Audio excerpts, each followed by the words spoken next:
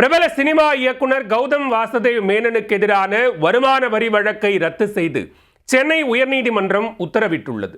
2013 தொடரப்பட்ட வழக்கில் 13 ஆண்டுகளுக்கு பின்னர் முடிவுக்கு வந்ததன் பின்னணி என்ன?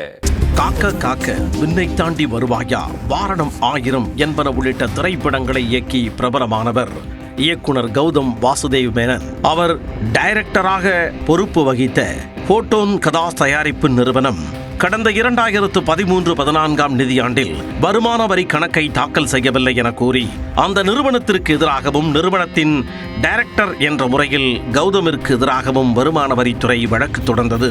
2019 ஆண்டில் தொடரப்பட்ட இந்த வழக்கு சென்னை எழும்பூர் நீதிமன்றத்தில் நிலுவையில் இருந்த நிலையில் தன் மீதான வழக்கை ரத்து செய்ய கோரி கௌதம் சார்பில் சென்னை உயர்நீதிமன்றத்தில் 2023 ஆண்டு மனு தாக்கல் செய்யப்பட்டது. 7 வருடங்களை கடந்த இந்த மனு நீதிபதி GK இளந்திரையன் முன்பு விசாரணைக்கு வந்தது.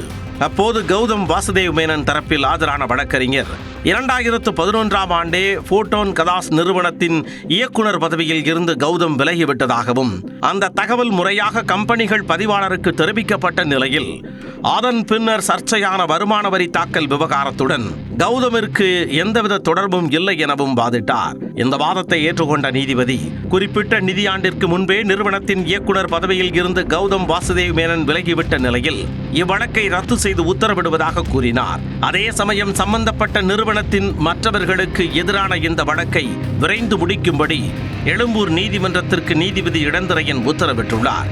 இதனால் 7 வருடங்களாக கௌதமிற்கு எதிராக நீடித்த வழக்கு தற்பொழுது முடிவுக்கு வந்திருப்பதாக பார்க்கப்படுகிறது.